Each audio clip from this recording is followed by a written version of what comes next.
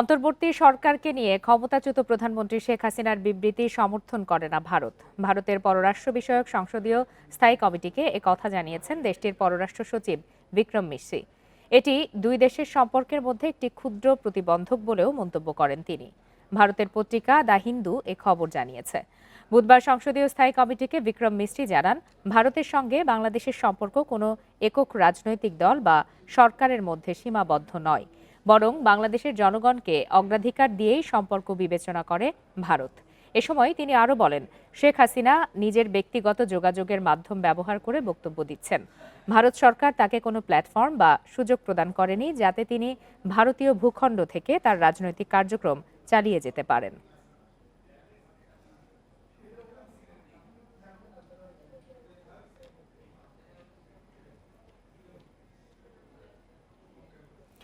বিদ্বেষমূলক বক্তব্য প্রচারে ভারত সরকার শেখ হাসিনাকে বাধা দেবে বলে জানিয়েছেন স্থানীয় সরকার উপদেষ্টা।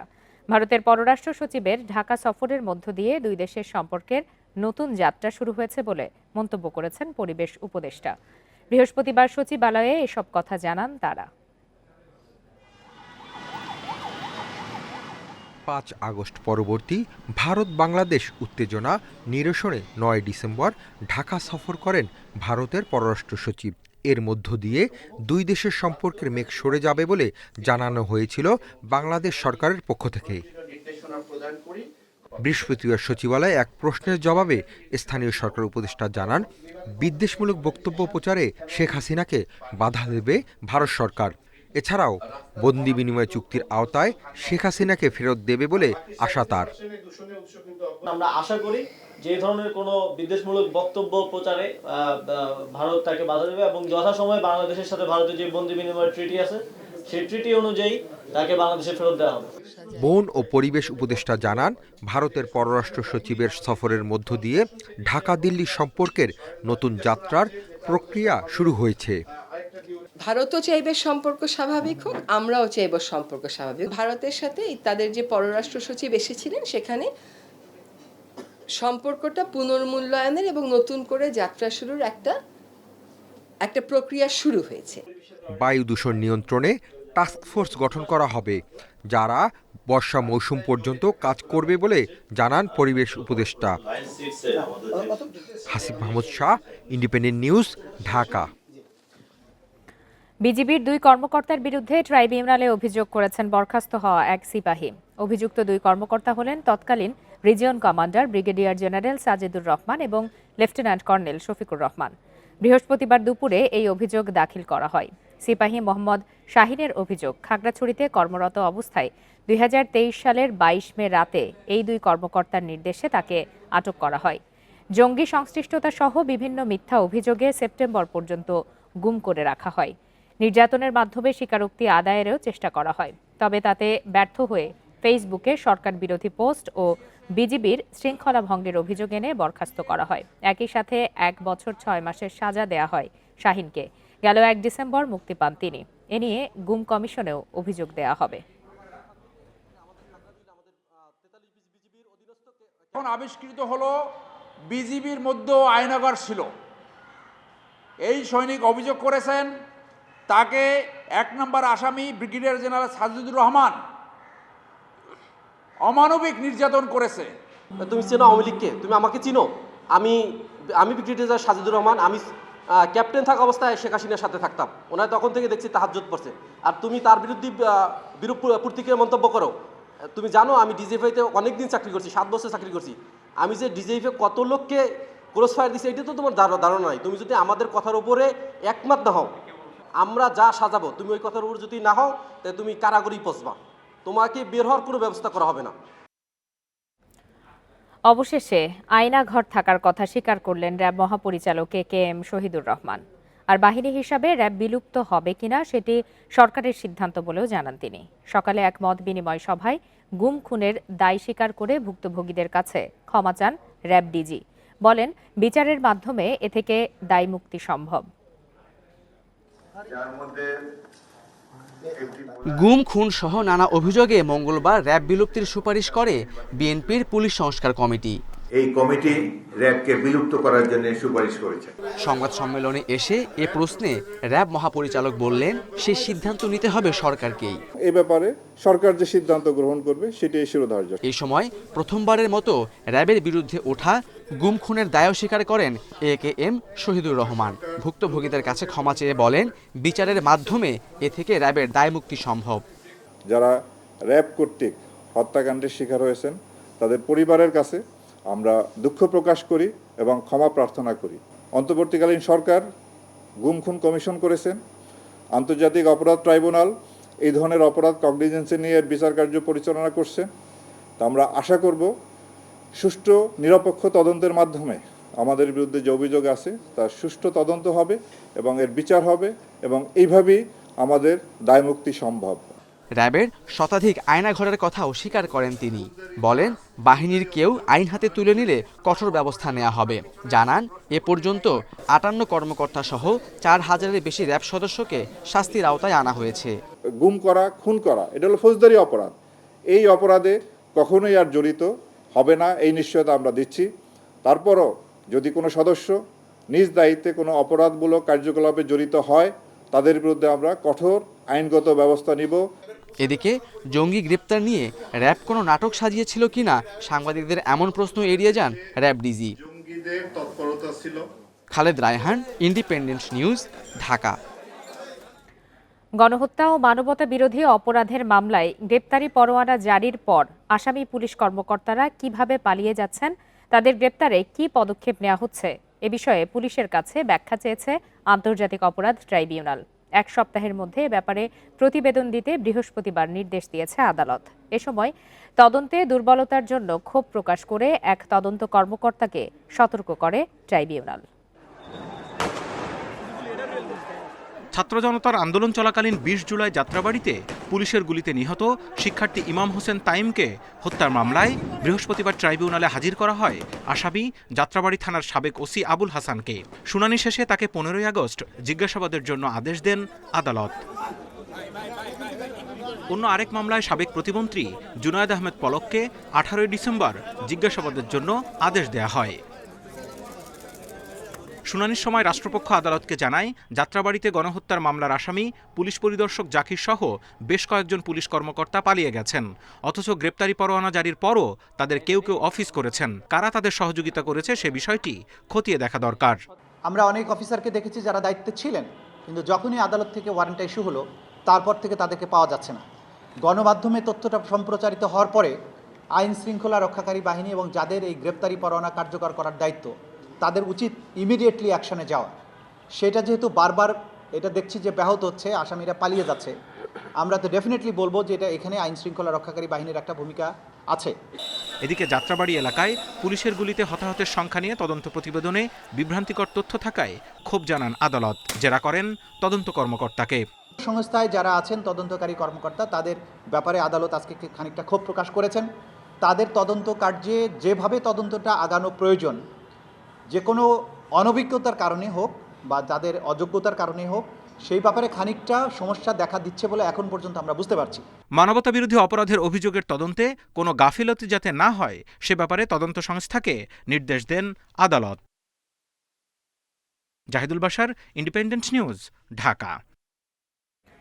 রাজনৈতিক দলগুলো অন্তর্বর্তী সরকারকে ব্যর্থ প্রমাণের চেষ্টা করছে।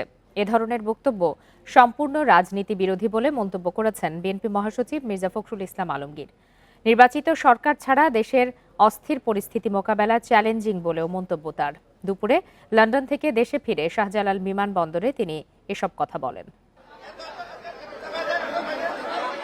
যুক্তরাজ্যে 12 দিনের সফর শেষে বৃহস্পতিবার দেশে ফিরলেন বিএনপি মহাসচিব মির্জা ফখরুল ইসলাম আলমগীর। লন্ডনে ব্যস্ত সময় কাটে মির্জা ফখরুল ইসলাম আলমগীরের। মতবিনিময় করেন লন্ডন বিএনপির নেতাকর্মীদের সঙ্গে, দেখা করেন বিএনপির ভারপ্রাপ্ত চেয়ারম্যান তারেক রহমানের সঙ্গেও। সাংবাদিকরা জানতে চান দলের মহাসচিব ও ভারপ্রাপ্ত চেয়ারম্যানের সাক্ষাতে কি আলোচনা হলো। এ প্রসঙ্গে তিনি বলেন, ভারপ্রাপ্ত চেয়ারম্যানের যে আপনারা সবাই ধৈর্য ধরবেন, একটা বিশাল বিজয় সূচিত হয়েছে জনগণের। এই বিজয়কে ফলপ্রসূ করতে হলে অবশ্যই সবাইকে ধৈর্য ধরে কাজ করতে হবে এবং গণতন্ত্রকে পরিষ্কার করতে হবে এবং গণতন্ত্রের যেটা প্রথম পদক্ষেপ ফটক, সেই ফটকে যে নির্বাচনের জন্য সরকারকে প্রস্তুতি নিতে হবে। দেশে যে সংকট তৈরি হয়েছে তা নির্বাচিত সরকার ছাড়া মোকাবেলা করা চ্যালেঞ্জিং হবে বলেও মনে করেন তিনি। ন্যূনতম সংস্কারগুলো করে নির্বাচন দেওয়ার জন্য, এই জন্যে যে বাংলাদেশে যে সমস্যাগুলো তৈরি হচ্ছে, এই সমস্যাগুলো নির্বাচিত সরকার ছাড়া সমাধান করা বেশ চ্যালেঞ্জিং।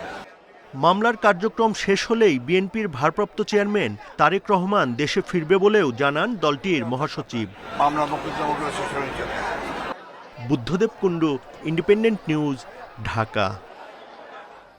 এর আগে রাজনৈতিক দলগুলো অন্তর্বর্তী সরকারকে ব্যর্থ প্রমাণের চেষ্টা করছে বলে দাবি করেন তথ্য সম্প্রচার উপদেষ্টা নাহিদ ইসলাম। দলগুলো সংস্কারের পরিবর্তে নির্বাচনকে বেশি প্রাধান্য দিচ্ছে বলেও মন্তব্য করেন তিনি। বুধবার British global partners governance GPG প্রতিনিধি দলের সাথে সাক্ষাৎকালে এই মন্তব্য করেন নাহিদ। তিনি জানান, আইন শৃঙ্খলা পরিস্থিতি, অর্থনৈতিক সমস্যা ছাড়াও দলগুলোর সঙ্গে সমঝোতার ভিত্তিতে সংস্কার কার্যক্রম এগিয়ে নেওয়া ও বিশ্বব্যাপী যোগাযোগ স্থাপনই অন্তর্বর্তী সরকারের মূল চ্যালেঞ্জ। এ সময় জিপিজি প্রতিনিধি দল অন্তর্বর্তী সরকারকে সব রকম সহায়তার আশ্বাস দেয়।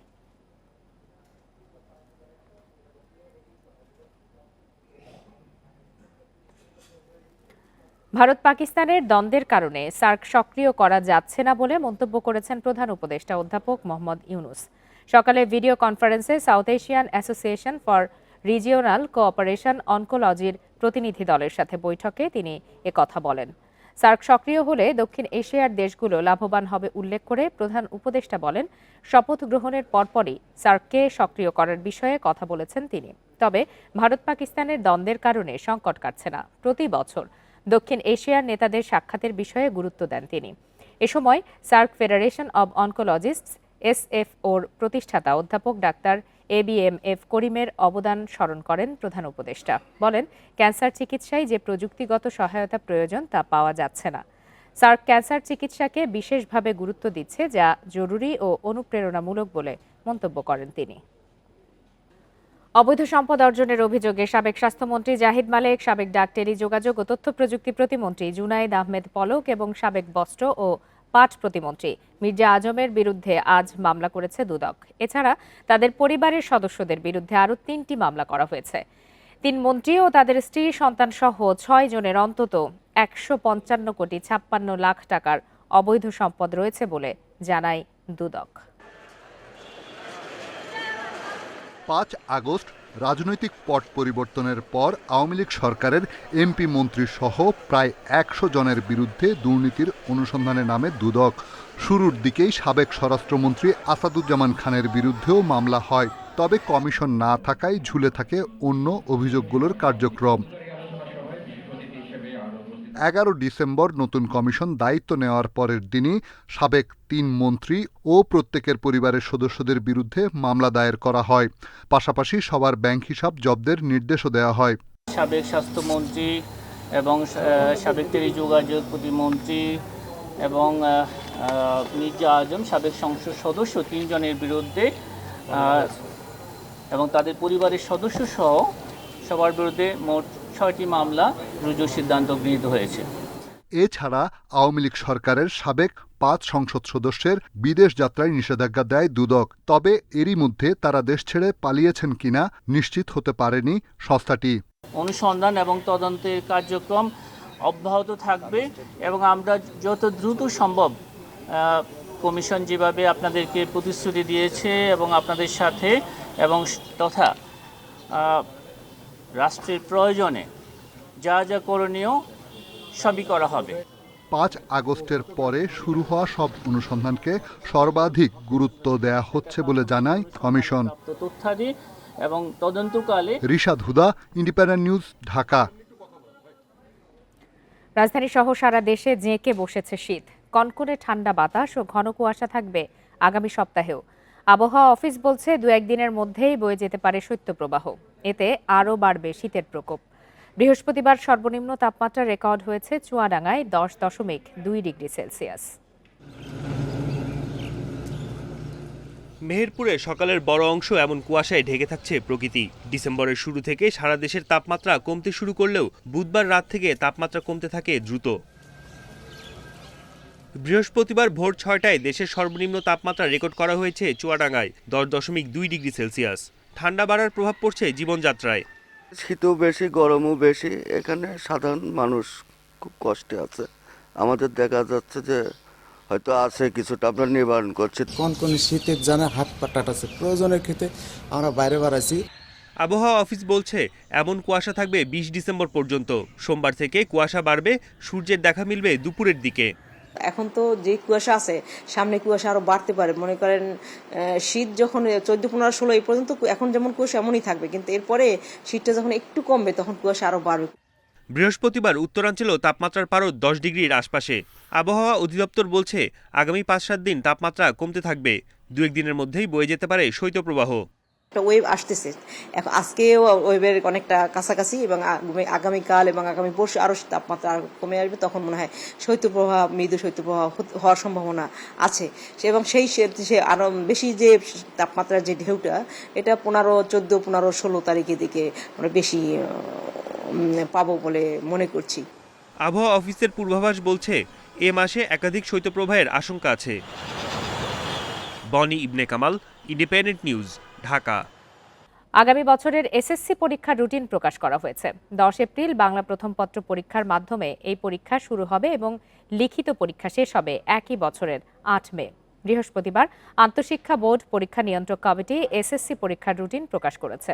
এবছরের এসএসসি ও সমমানের পরীক্ষা পূর্ণমান এবং পূর্ণ সময়ে অনুষ্ঠিত হবে। এর আগে ঢাকা শিক্ষা বোর্ডের অধীনে 2025 সালের এসএসসি পরীক্ষার কেন্দ্র তালিকা প্রকাশ করা হয়। বুধবার ঢাকা মাধ্যমিক ও উচ্চ মাধ্যমিক শিক্ষা বোর্ডের ওয়েবসাইটে কেন্দ্র ও কেন্দ্রওয়ারি শিক্ষা প্রতিষ্ঠানের তালিকা প্রকাশ করা হয়। তৃতীয় পরীক্ষা হবে নির্ধারিত তারিখে সকাল 10টা থেকে দুপুর 1টা পর্যন্ত। 10 মে থেকে 18 মে পর্যন্ত হবে ব্যবহারিক পরীক্ষা।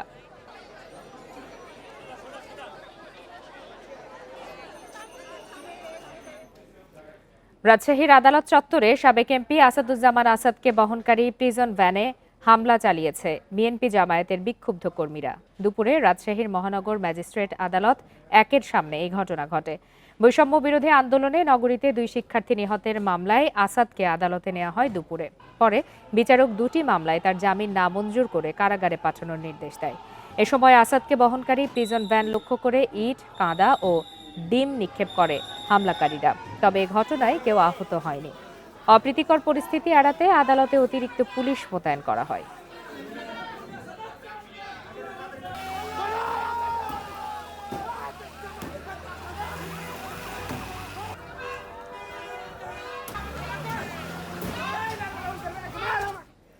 শিক্ষার্থীদের দীর্ঘদিনের আন্দোলনের মুখে চট্টগ্রাম বিশ্ববিদ্যালয়ের চারুকলা ইনস্টিটিউটকে ক্যাম্পাসে স্থানান্তরের সিদ্ধান্ত নিয়েছে কর্তৃপক্ষ। বিকালে এই ঘোষণা দেন বিশ্ববিদ্যালয়ের উপাচার্য অধ্যাপক ডক্টর শামীম উদ্দিন খান। তিনি বলেন, শিক্ষার্থীদের দাবির প্রেক্ষিতে মূল ক্যাম্পাসে চারুকলা ইনস্টিটিউটকে নিয়ে আসার সিদ্ধান্ত নেওয়া হয়েছে। আগামী 31 মার্চের মধ্যে বিশ্ববিদ্যালয়ের কলা ভবনে চারুকলা ইনস্টিটিউটকে স্থানান্তর করা হবে বলেও জানান তিনি। এর আগে 2012 সালে চারুকলা ইনস্টিটিউটকে নগরে স্থানান্তর করা হয়। এরপর থেকে শিক্ষার্থীরা বিভিন্ন সময় চারুকলাকে ক্যাম্পাসে ফিরিয়ে নেয়ার দাবিতে আন্দোলন করে আসছিলেন। চট্টগ্রাম বিশ্ববিদ্যালয়ের এই পুরো যে 2350 একর জায়গার মধ্যে চট্টগ্রাম বিশ্ববিদ্যালয়, এর মধ্যে চারুকলা ইনস্টিটিউট আমরা নিয়ে আসার জন্য অলরেডি সিদ্ধান্ত নিয়েছি। আমাদের প্রশাসনিক যে মেকানিজমগুলো আছে, এটা 31 মার্চের মধ্যে আমরা সম্পন্ন করার সর্বোচ্চ চেষ্টা করব। বরেণ্য রবীন্দ্রসঙ্গীত শিল্পী পাপিয়া সারোয়ারকে সর্বস্তরের মানুষের শ্রদ্ধা জানানোর জন্য শুক্রবার রাখা হবে কেন্দ্রীয় শহীদ মিনারে। পরে বাজুমা ধানমন্ডি ঈদগাহ জামে মসজিদে নামাজে জানাজা শেষে দাফন করা হবে বনানী কবরস্থানে। 21 পদকপ্রাপ্ত এই শিল্পীর সুন্দরের প্রতি ছিল গভীর পক্ষপাত, এড়িয়ে চলতেন জটিলতা। অসংখ্য শিষ্য গুণগ্রাহী রেখে বৃহস্পতিবার সকাল 8টায় রাজধানীর একটি হাসপাতালে 72 বছর বয়সে হার মানলেন ক্যান্সারের কাছে। দীর্ঘ সঙ্গীত ক্যারিয়ারে রবীন্দ্রসঙ্গীত নিবেদনে শ্রোতার ভালোবাসা পেয়েছেন পাপিয়া সারোয়ার। তবে আধুনিক গানেও আছে তার সাফল্য। নাই টেলিফোন, নাইরে পিয়ন, নাইরে টেলিগ্রাম গানটি বাংলা গানের শ্রোতাদের মনে ঠাঁই করে দিয়েছে তাকে। 1996 সালে গীত সুধা নামে একটি গানের দল প্রতিষ্ঠা করেছিলেন বরেণ্য এই সঙ্গীত শিল্পী। প্রথম অডিও অ্যালবামটি প্রকাশিত হয়েছিল 1982 সালে পাপিয়া সারোয়ার নামে, আর সর্বশেষ অ্যালবাম আকাশপানে হাত বাড়ালাম প্রকাশিত হয় 2013 সালে। কয়েক বছর ধরে ক্যান্সারে ভুগছিলেন পাপিয়া সারোয়ার। হাসপাতালে চিকিৎসাধীন অবস্থায় বৃহস্পতিবার সকালে রাজধানীর একটি হাসপাতালে শেষ নিঃশ্বাস ত্যাগ করেন। এই কিংবদন্তির প্রস্থানে শোকাহত সঙ্গীতাঙ্গন। এই বাংলা ওই বাংলা মিলে যত নামকরা গুণী শিল্পী আছে ও তাদের একজন নিঃসন্দেহে। আমাদের অনেক বড় একজন শিল্পী চলে গেলেন। ও খুব উচ্চ মনের মানুষ ছিলেন। সবার কাছে দোয়া প্রার্থী আমরা। পাপিয়া সারোয়ারের মরদেহ রাখা হবে বারডেমের হিমঘরে। শুক্রবার সর্বস্তরের শ্রদ্ধা নিবেদনে সকাল 9টা থেকে বেলা 12টা পর্যন্ত মরদেহ নেওয়া হবে কেন্দ্রীয় শহীদ মিনারে। বাদ জুম্মা ধানমন্ডি ঈদগাহ মসজিদে জানাজা শেষে দাফন হবে বনানী কবরস্থানে। সকাল 9টা থেকে 12টা পর্যন্ত dead body will be kept in Shaheed Minar. 12টার সময় আমরা ওখান থেকে বাদ জুম্মা ঈদগাহ মসজিদ ধানমন্ডি। পাপিয়া সারোয়ারের জন্ম 1952 সালে 21 নভেম্বর বরিশালে। 2013 সালে বাংলা একাডেমি থেকে রবীন্দ্র পুরস্কার, 2015 সালে বাংলা একাডেমি ফেলোশিপ আর 2021 সালে পেয়েছেন 21 পদক। আনোয়ার সাদাত নূর, ইন্ডিপেন্ডেন্ট নিউজ, ঢাকা। আর এই ছিল আজকের বিরতিহীন রাত 9টায় বাংলাদেশে। এতক্ষণ সাথে থাকার জন্য ধন্যবাদ সবাইকে।